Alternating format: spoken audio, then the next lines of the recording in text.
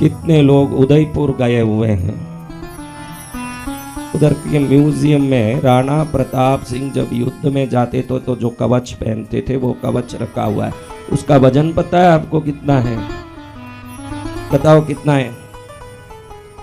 140 kilo. कितना है? 140 kilo. एक आदमी 140 किलो का कवच पहन के लड़ता हो तो कितना पराक्रमी और वीर होगा।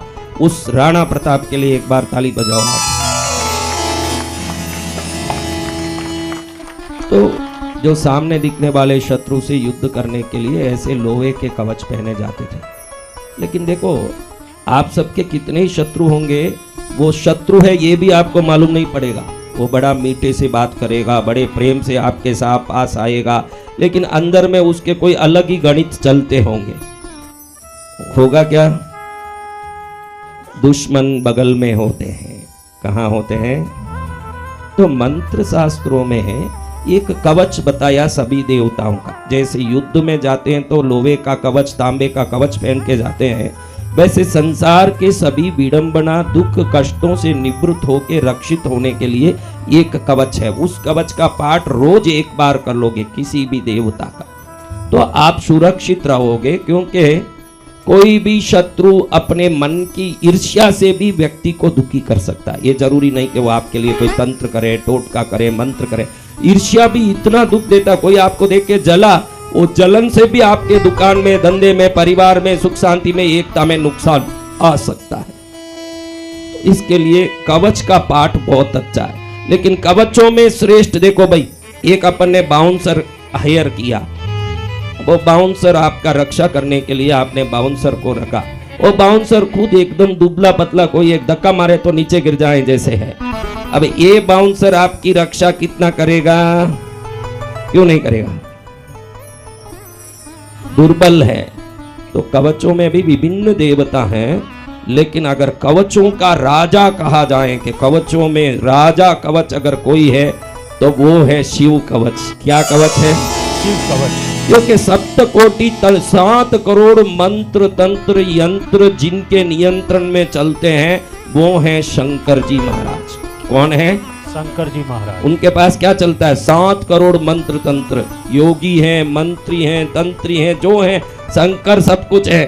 अगर उनका कवच का पाठ सुने या करें तो सुनने मात्र से आपके ऊपर कोई नजर हो, तंत्र हो, टोटका हो, श्राप हो, पाप हो, दुख हो, एक बार सुनने मात्र से सभी पीड़ा मुक्त हो जाएं। इस कवच का नाम क्या है? शिव कवच। तो अब हम उसी कवच से आहुति करने वाले हैं। किस कवच से? शिव कवच। राजाओं के राजा जब हमारी रक्षा करने आ जाएं, संसार क्या करेगा? अगर सामने आ भी जाएं, पूरी दुनिया एक तरफ विरुद्ध हो जाए, लेकिन भोलेनाथ का वरद हस्त जिसके सिर पर होगा उसी का मंगल हो जाएगा। क्या हो जाएगा? मंगल। तो इस कवच में क्या बताया मैं आपको पूरा सुनाऊंगा कि मैं घर के अंदर रहूं या घर के बाहर, घर के बीच में रहूं या घर के किसी स्थान में, मेरे सिर का, आंख का, बुरकुटियों का, कपोल का, गाल का, चिबुक का, कंठ का, स्तन का, पेट का, नाभि का, जंघे का, पैर का, हाथों का, उंगलियों का, नखों का, कान का, शरीर के हर अंगों की रक्षा बात इसमें है। क्या है? सुबह के प्रहर में, दोपहर के प्रहर में, शाम के प्रहर में, रात के प्रहर में, आठों प्रहर में मेरी रक्षा हो। समझा? कैसा भी दुश्मन हो, किसी ने कुछ किया हो, उससे मेरी रक्षा हो। सभी शत्रुओं की मति भ्रष्ट हो जाएं। जो मेरे देख के कुछ परेशान करने की कोशिश कर रहा है उसकी मति ऐसी भ्रष्ट हो जाए कि खुद को क्या करना ये समझ ही ना आए। ये मैं नहीं कह रहा हूं, मेरी बात नहीं है, मैं तो साधु हूं, मुझे ये सब कहने का अधिकार नहीं है। वो कवच में लिखा है, वो आपको बता रहा हूं। मैं नहीं कह रहा हूं, मैं नहीं कह रहा हूं कि इसका नाश हो जाए ना उसका नाश हो जाए। ये सोचना संतों का धर्म नहीं है। लेकिन कवच में लिखा है कि ये कवच पढ़ने वाले के शिव जी 1000 आंख 1000 हाथ धारण करके, 1000 हाथों में अस्त्र शस्त्र धारण करके कवच पढ़ने वाले भक्त की रक्षा करते हैं। ऐसा कवच में इसका अर्थ सुनाता हूं तब आपको बहुत आनंद आएगा। आज तक मैंने जिंदगी में कृष्णगिरी में वर्षों से इस कवच का आहुति रोज होता है। ऐसा नहीं कि आज नया इस घर में कवच पाठ कर रहा हूं। शिव आहुति के पहले वो कवच करके ही हम आहुति देते हैं। लेकिन आज पहली बार मेरी जिंदगी में इसका अर्थ समझाता हूँ, आप सुनो, आपको मालूम पड़ेगा कि ये कवच हमको रोज करना चाहिए, लेकिन आप बोल नहीं पाओगे। क्या तकलीफ है? बोल नहीं पाए। मुंह में घुसना ना वो मंत्र। बोलो श्रीमद गीर्वाण चक्र स्फुट मुकुट तट दिव्य माणिक्यमाला, बोलो। तो बाकी तो बात ही रही, शांत रहो, शांति रहना अच्छा। सुन लो, संतों के मुख से सुनने से दो फायदा है। हमको आता नहीं, जाने दो।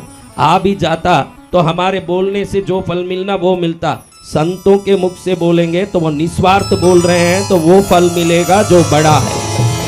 क्या फल मिलेगा? जो फल बड़ा हो। अतध्यानं वज्रदं श्रं त्रिणेनं कालकण्ठं मरिन्दमं सहस्रकरमभ्युग्रं वन्दे शम्भुं उमापतिं ऋषभुवाच अतः परं सर्वपुराणगुह्यं निःशेषपापौगहरं पवित्रं जयप्रदं सर्वविपद्विमोचनं वक्ष्यामि शैवं कवचमितायते।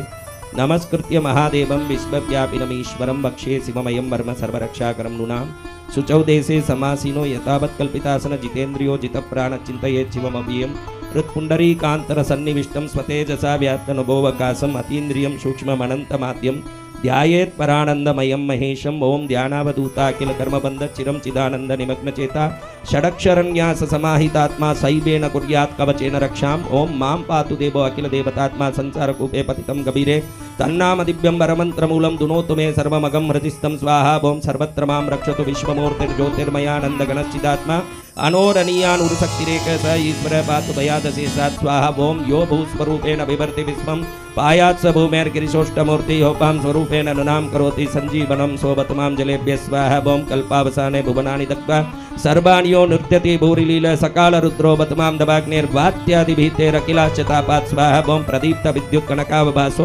विद्याभरा भीतिकुटारपाणि चतुर्मुखस्तत्पुरुषस्त्रिनेत्र प्राच्यां स्थितं रक्षतु मामजस्रं स्वाहा। ओम कुटार वेदाङ्कुशपाशशूल कपाल डक्काक्ष गुणान् ददान चतुर्मुखो नीलरुचिस्त्रिनेत्र पायादगौरो दिशि दक्षिणस्यां स्वाहा। ओम कुन्देन्दु शङ्कर स्फटिकावभासो वेदाक्षमाला वरदा भयांकत्रयक्ष चतुर्वक्त्र उरुप्रभाव सद्योदिजातो बतमां प्रतीच्यां स्वाहा। ओम वराक्षमाला भयटङ्क हस्त सरोज किंजल्क समान वर्ण त्रिलोचनचारु चतुर्मुखो मां पायादुजीस्यां दिशि वामदेव स्वाहा। ओम वेदा भयष्टाङ्कुशपाशटङ्क कपाल डकाक्षकशूलपाणि सितदुक्ति पंचमुखोवतान्माम् ईशान ऊर्ध्वं परमप्रकाश स्वाहा। ओम मूर्धानमभ्यान् मम चन्द्रमौलिर्भालं ममाभ्यात् धतबालनेत्र नेत्रे ममाभ्यात् भगनेत्रहारिनासां सदा रक्षतु विश्वनाथ स्वाहा। ओम पायात् श्रुति मे श्रुतिगीत कीर्ति कपोलमभ्यात् सततं कपाली वक्त्रं सदा रक्षतु पंचवक्त्रो जिह्वां सदा रक्षतु वेदजिह्वकण्ठं गिरीशो वतुनीलकण्ठपाणिद्भयं पातु पिनाकपाणि दोर्मूलमभ्यान् मम धर्म बाहुर्वक्षस्थलं दक्षमकान्तकोऽभ्यात् स्वाहा। ओम ममोदरं पातु गिरीन्द्रदन्वा मध्यं ममाभ्यान् मदनान्तकारी हेरं बतातो मम पातु नाभिं पायात् कटी दुर्जटीरीश्वरो मे स्वाहा। ओम ऊरुद्वयं पातु कुबेरमित्रो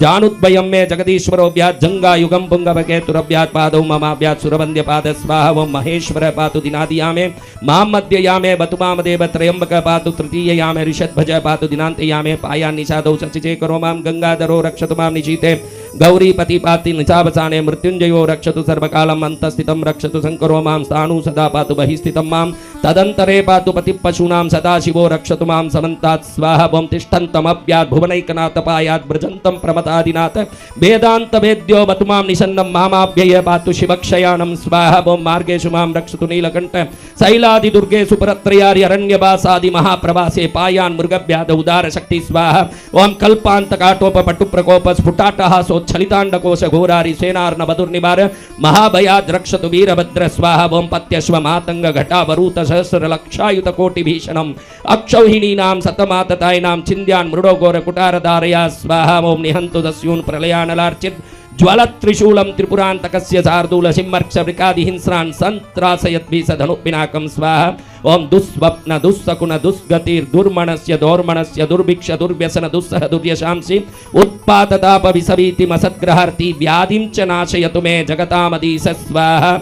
ओम नमो भगवते सदाशिवाय सकल तत्त्वात्मकाय सकल तत्व विहाराय सकल लोकैक कर्त्रे सकल लोकैक भर्त्रे सकल लोकैक हर्त्रे सकल लोकैक गुरवे सकल लोकैक साक्षिणे सकल निगम गुज्याय सकल वरप्रदाय सकल दुर्तार्ति भंजनाय सकल जगत भयंकराय सकल लोकैक शंकराय शशांक शेखराय शाश्वत निजावासाय निर्गुणाय निरुपमाय निरूपाय निराभासाय निरामयाय निष्प्रपंचाय निष्कलंकाय निर्द्वन्द्वाय निस्संगाय निर्मलाय निर्गमाय नित्य रूप विभवाय निरुपम विभाय निराधाराय नित्य शुद्ध बुद्ध परिपूर्ण सच्चिदानंद आनंदात भयाय परम शांत प्रकाश तेजो रूपाय जय जय महारुद्र महारौद्र भद्रावतार दुख दावदारण महाभैरव काल भैरव कल्पांत भैरव कपाल मालाधर खड्बांग खड्ग चर्म पासांकुश डमरु शूल चाप बाण गदा शक्ति बिंदी पाल तोमर मुसल मुद्गर पट्टी छपर सुपर कभुषंडी सतग्नि चक्राध्याय भीषण कर सहस्त्र मुख दंष्ट्रा कराल विकटाटहास विस्पारित ब्रह्मांड मंडल नागेंद्र कुंडल नागेंद्र हार नागेंद्र वलय नागेंद्र चर्मधर मृत्युंजय त्र्यंबक त्रिपुरांतक विरूपाक्ष विश्वेश्वर विश्वरूप ऋषभवागण विषभूषण विश्वतोमुख सर्वतो रक्ष रक्ष माम ज्वल जल महामृत्यु भयम अपमृत्यु भयम नासे नासे रोग भयम उत्सादय उत्सादय विष सर्प भयम समय समय चोर भयम मारे मारे मम शत्रून् उच्चाटे उच्चाटे शूलेन विदारे उदारे कुठारेण बिंदि बिंदि खड्गेन चिंदि चिंदि खड्मांगेन विपोते विपोते मुसलेन निष्पेषय निष्पेषय बाणे संताड़े संताड़े रक्षांसि भीषे भीषे भूतानि विद्रावय विद्रावय कूष्मांड वेताल मारी गण ब्रह्म राक्षसान् संत्रासय संत्रासय माम अभयम कुरकुरु वित्रस्तम माम आश्वासे आश्वासे नरक भयान माम उद्धारय उद्धारय संजीवय संजीवय शत्रुंगभ्या माम आप्याय आप्याय दुकातुरम माम आनंदय आनंदय शिव कवचेन माम आच्छादय आच्छादय त्रयंबक सदाशिव नमस्ते नमस्ते नमस्ते स्वाहा ऋषभ उवाच इत्येतत् कवचं शैवं वरदं व्याहृतं मया सर्वबाधा प्रशमनं रहस्यं सर्वदेहिनां यस्सदा धारयन्मर्त्य शैवं कवचमुत्तमं न तस्य जायते क्वापि भयं शम्भोरनुग्रहात् क्षीणायुर्मृत्युमापन्नो महारोगः तोऽपि वा सद्यः सुखमवाप्नोति दीर्घमायुश्च विन्दति सर्वदारिद्र्यशमनं सौमङ्गल्यविवर्धनं यो दत्ते कवचं शैवं च देवैरपि पूज्यते महापातकसङ्गातैर्मुच्यते चोपपातकै देहान्ते शिवमाप्नोति शिववर्मानुभावत त्वमपि श्रद्धया वत्स शैवं कवचमुत्तमं धारयस्व मया दत्तं सद्य श्रेयो ह्यवाप्स्यसि स्वाहा। श्रीस्कान्दे महापुराणे 81 सहस्रयां तृतीये ब्रह्मोत्तरखंडे अमोघ शिव कवचं स्वाहा। ये कब बोलना कब बोल लेना हाँ? तो इस कवच में भगवान शंकर के 5 मुखों की शक्ति से प्रार्थना की गई है। भगवान के 5 मुख हैं। कितने? 5 मुख। अघोर, वामदेव, सत्योजात, तत्पुरुष। तत्पुरुष मुख एक दिशा का, वामदेव मुख एक दिशा का, सत्योजात मुख एक दिशा का, अघोर मुख एक दिशा का। ऐसे 5 मुख को प्रार्थना किया कि उस दिशा में भी मेरी रक्षा हो। क्या प्रार्थना की? तो मैं वो पढ़ के सुना रहा हूं आज आपको कि क्या हमने बोला। आपको तो कुछ समझ ही नहीं पड़ा, मैंने बोला ना, आपने सुन लिया कि भाई कुछ रक्षा हो रही है। चलो अपना क्या जाता है, किसी भी भाषा में हो रही है, रक्षा तो हो रही है। आपने हाँ हाँ हाँ हाँ सिर हिला दिया। लेकिन मैंने क्या बोला आज आपको पढ़ता हूँ। पढ़ाने से आपको वो शंकर जी के प्रति इतनी श्रद्धा आ जाएगी कि ऐसी विरल शक्ति अगर हम पर कृपा कर रही है तो हम बड़े भाग्यशाली, बड़े पुण्यशाली। जीवन में हमारा कल्याण है। क्या है? कल्याण है। हाँ, रोगों से मुक्ति कौन चाहते हैं? संकट से मुक्ति कौन चाहते हैं? परेशानियों से मुक्ति कौन चाहते हैं? सभी चाहते। शत्रुओं से मुक्ति कौन? हर चीज इसमें है। देखो मैं पढ़ता हूँ उसी की जो मैंने पढ़ा संस्कृत में, उसी का हिंदी में आपको थोड़ा सा ट्रांसलेट करके बता रहा हूँ कि भाई वो क्या बोला मैंने। तो आपको मालूम पड़ेगा कि मंत्र शास्त्र से कैसे रक्षा किया जाता है और इन रक्षाओं के मुकाबले संसार में कोई शत्रु किसी को कुछ नहीं कर सकता। अगर शंकर जी अपने साथ हैं, संसार की क्या बात है। ऐसी बात है, समझ आना। तो अब आपको समझाता हूं। जिनके दाढ़े वज्र के समान हैं, जो 3 नेत्र धारण करते हैं, जिनके कंठ में हलाहल विष का नील चिन्ह सुशोभित होता है, जो शत्रु भाव रखने वालों का दमन करते हैं, जिनके हजारों हाथ है तथा दुष्ट लोगों के लिए अत्यंत उग्र है, उन उमापति शंभु को मैं प्रणाम करता हूं। पहले हमने इस कवच में क्या किया? क्या किया? प्रणाम करने के बाद बोलते हैं जो संपूर्ण पुराणों में रहस्यमय कहा गया है, समस्त पापों को हरने वाला है, पवित्र है, विजय प्रदान करने वाला है, सभी विपत्तियों से छुटकारा देने वाला है। अगर ये कवच को अगर 9 दिन यज्ञ में आके तुम सुन लिए, तुम्हारे ऊपर ऐसा आभा मंडल हो जाएगा कि चलते फिरते कवच बन जाओगे तुम लोग।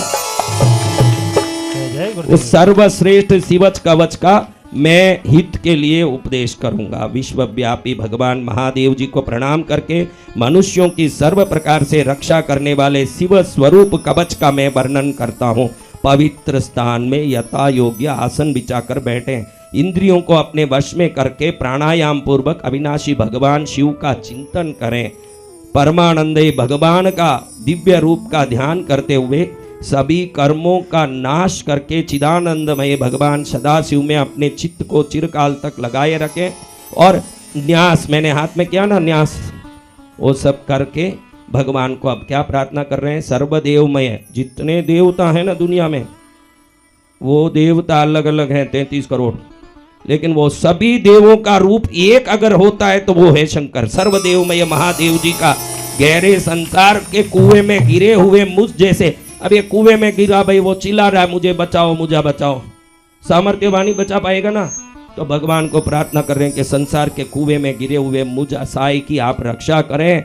आपका दिव्य नाम जो श्रेष्ठ मंत्र का मूल है, मेरे हृदय में स्थित सभी पापों का समूल नष्ट करें। ऐसे प्रार्थना करके भगवान को प्रणाम करके कहते हैं कि संपूर्ण विश्व में जिनकी मूर्ति है, जो ज्योतिर्मय आनंद घन स्वरूप चिदात्मा है भगवान शिव, मेरी सर्वत्र रक्षा करें।